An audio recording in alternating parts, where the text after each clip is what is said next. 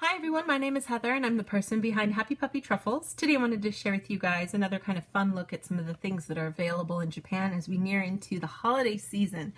And this just happens to be from Lawson, but there's a lot of other convenience stores and other locations that have this information. This is all about getting ready for New Year's. In Japan, we don't really send Christmas cards, and rather we send New Year's postcards. And this is a great time for you to be in touch with people you haven't been in touch with lately.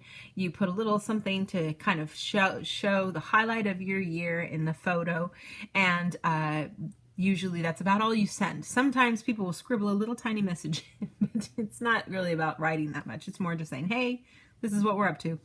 But the cool thing about the postcards is that they're actually lottery tickets. And on the back side is a lottery number. And after the new year, the post office will announce the winners of that, and you have a chance to win special edition New Year's stamps, and also all the way up to, food prizes and money prizes. So that's kind of cool. So the more you get, the better. Certainly a long time ago, especially when I first moved here, it was really, we easily, sent out 50 or 60 of them, but I think we're down to maybe 10 or 15. Sadly, a lot of people just don't send them anymore. So, but this is available. Everybody can use these kinds of options to quickly make up some postcards if they want to send them out. So that's always kind of fun. This year is going to be the year of the chicken.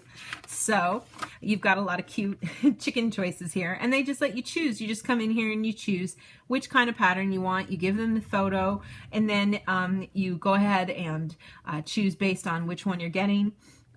Postcards, are only 50 yen to send.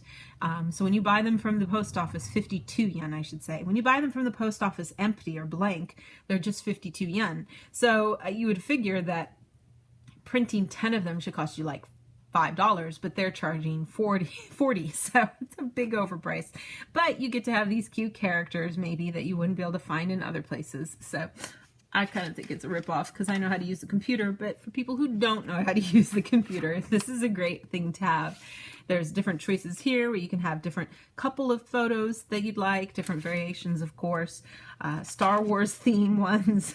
I love all the different variations. Of course, Disney ones that if you have dogs, pets, those kinds of things. If you had a major event, with your kids, you want to show them off, getting all dressed up. Of course, for like the holiday for Shigo-san, which is in November when kids get dressed up in traditional, kimono, or weddings and things like that. If you have a big event to share with people, then you do this. Even though your wedding might have been in April, you go ahead and share your photo to let everybody know what's going on. If you're real popular, if you've had a baby, you can tell everybody you had a baby. And then there's some more that are just more about the design and not about sharing a photo. And these can be a lot of fun. There's some really cute fun. These are obviously all, from different movies like Totoro and stuff there. Those are good, fun characters to have access to. And then, Disney ones, and then some classic ones that are just about the theme and the animal of the year, which is a chicken. So getting to have some of these can be kind of cute. And then just more traditional stuff that's just got the kanji of the character for chicken, really kind of traditional themes that you can pick there, and still not that much less expensive. They're pretty expensive. Look, there's one with origami bird. Cool. I like it. I might do that for this year. Just make a bird and take a picture. So lots of fun different choices of things you can do for sure.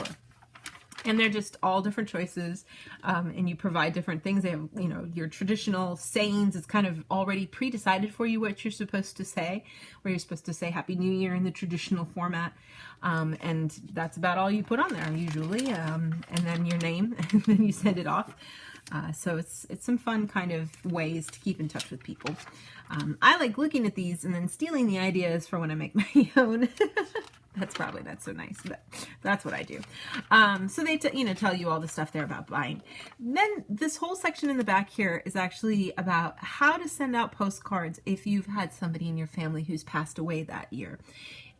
If you've had somebody who's passed away, you are not supposed to send greeting card, the traditional New Year's hagaki or postcard. That's considered really bad manners.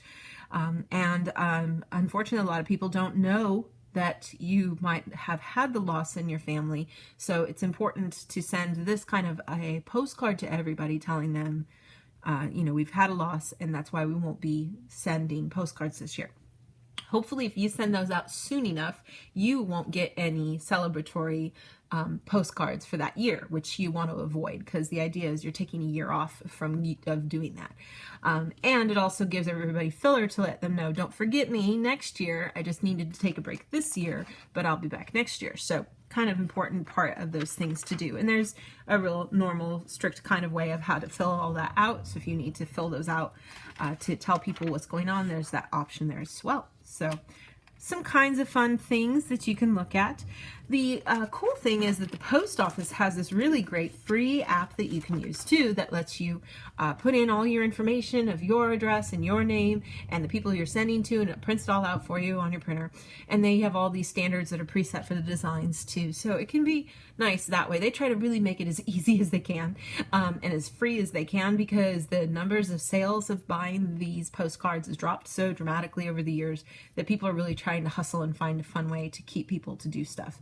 So that can be kind of, tricky. I know it's the problem in the States too. Very few people ever send Christmas cards anymore, but it's one of those things that I personally am a huge fan of letters and paper and pens and papers and all of that whole, I suppose there's probably a fancy word for it, but the world of stationery goods and communicating with letters and things like that. So I kind of feel sad to see this kind of a tradition slowly fading away here, as I know it's also fading away in the States. But yeah, I hope, I know it's maybe not something you always do, and you don't have to send it to everybody, but I think even if you could just remember a few people, especially people who'd really appreciate it, like grandparents and aunts and uncles and things like that, I think it can be a good time to pull out your paper and pen and write a letter to people. So yeah, I wanted to share with you guys. If you have any questions, please feel free to leave a comment in the comment section, and I'll have some more fun things to share with you guys in the days to come. Thanks so much for watching. Bye.